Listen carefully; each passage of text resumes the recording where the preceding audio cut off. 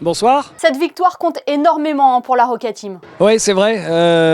Il aurait fallu tout recommencer. Et puis surtout, l'équipe de Monaco aurait été en péril. Il aurait fallu faire un exploit à Milan. Monaco n'aurait plus maîtrisé son destin au niveau comptable face à ses rivaux, le Maccabi Tel Aviv, le Bayern Munich ou l'Étoile Rouge.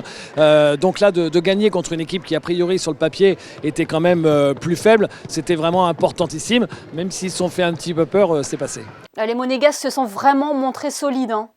Ce qu'il y a d'incroyable avec cette équipe, et on n'arrête pas de se le redire avec Ali Traoré sur les matchs, et tous les observateurs le voient, c'est physiquement, c'est défensivement. Alors c'est vrai, ils ont eu un petit passage à vide au cœur de la deuxième mi-temps, ils ont su se ressaisir, mais quand physiquement on a l'impression qu'ils mangent leurs adversaires. On a vu des meneurs qui n'arrivaient même pas à passer la ligne médiane. On pense à Kostas Loukas, le meneur de la Grèce, c'est quand même pas rien, d'Olympiakos, qui était en grande difficulté. On a vu aussi là des arrières en difficulté. Ils ont une dimension physique que très peu d'équipes ont en Euroleague, et c'est ce qui pourra leur permettre peut-être de jouer ces playoffs. Justement, ils peuvent espérer conserver cette place dans le top 8 ?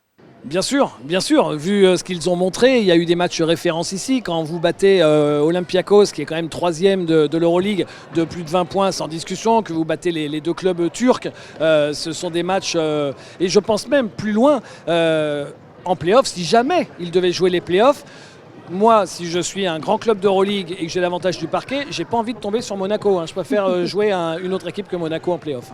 Et qu'est-ce qui fait la force de cette équipe, David ? La puissance physique, on l'a évoqué. La hiérarchie instaurée par Sacha Obradovic, on l'a vu, il n'y a pas une tête qui dépasse, alors qu'en début de saison, on voyait que des têtes qui passaient, des individualités.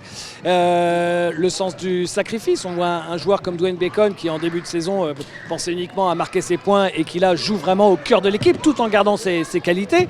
Ça fait quand même beaucoup de qualités.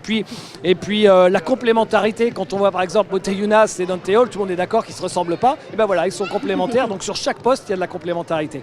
Et David, à quoi il faudra s'attendre face à Milan la semaine prochaine ? C'est une nouvelle fois un déplacement très important. Oui, c'est une très Milan, c'est comme Barcelone ou le Real Madrid, c'est un candidat non pas au Final Four, mais c'est un candidat au titre, clairement. C'est une équipe qui a été construite pour ça. Ça fait des années que le patron d'Armani met beaucoup d'argent pour enfin gagner ce titre de l'Euroleague. Et depuis qu'il y a Ettore Messina, c'est comme Sacha Obradovic à Monaco, il a mis d'ordre dans la maison à Milan, et depuis c'est devenu une machine à gagner. Et ce serait un authentique exploit que de réussir à s'imposer sur le parquet lombard de Milan. Eh bien, merci beaucoup David Cosette pour votre analyse. Avec plaisir.